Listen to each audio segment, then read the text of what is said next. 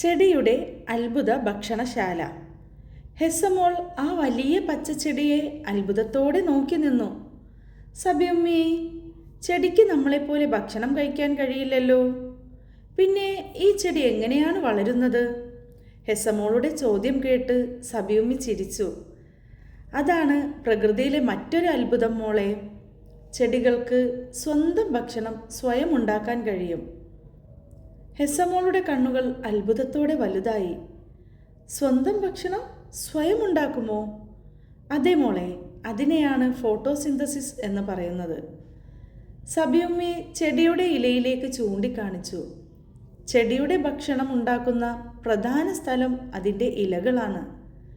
ഹെസ്സമോൾ ഇലകളിലേക്ക് അത്ഭുതത്തോടെ നോക്കി. ഇലകൾ എങ്ങനെയാണ് ഭക്ഷണം ഉണ്ടാക്കുന്നത് സബിയുമ്മി?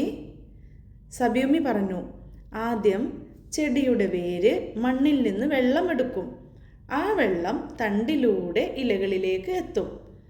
ഹെസ്സമോൾ ചോദിച്ചു, അപ്പോൾ വെള്ളം ഇലയിലെത്തി, പിന്നെ ഇലകൾ വായുവിൽ നിന്ന് കാർബൺ ഡൈ ഓക്സൈഡ് സ്വീകരിക്കും. ഹെസ്സമോൾക്ക് വീണ്ടും കൗതുകമായി. പിന്നെ ആ കാർബൺ ഡൈ ഓക്സൈഡും വെള്ളവും കൊണ്ട് ചെടി എന്ത് ചെയ്യും? സബിയുമ്മി ആകാശത്തേക്ക് നോക്കി ചിരിച്ചു. അവിടെയാണ് അടുത്ത അത്ഭുതം മോളെ. സൂര്യപ്രകാശത്തിൻ്റെ സഹായത്തോടെ ഇലകൾ വെള്ളവും കാർബൺ ഡൈ ഓക്സൈഡും ഉപയോഗിച്ച് ചെടിയുടെ സ്വന്തം ഭക്ഷണം ഉണ്ടാക്കും. ഈ പ്രക്രിയയിലൂടെ ചെടിക്ക് ആവശ്യമായ ഭക്ഷണം, അതായത് ഗ്ലൂക്കോസ് ഉണ്ടാകുന്നു.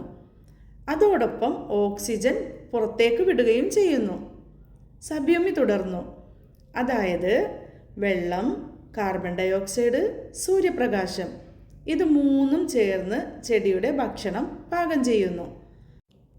അതോടൊപ്പം ഓക്സിജൻ പുറത്തേക്ക് വിടുകയും ചെയ്യുന്നു. ഇതാണ് ഫോട്ടോസിന്തസിസ്.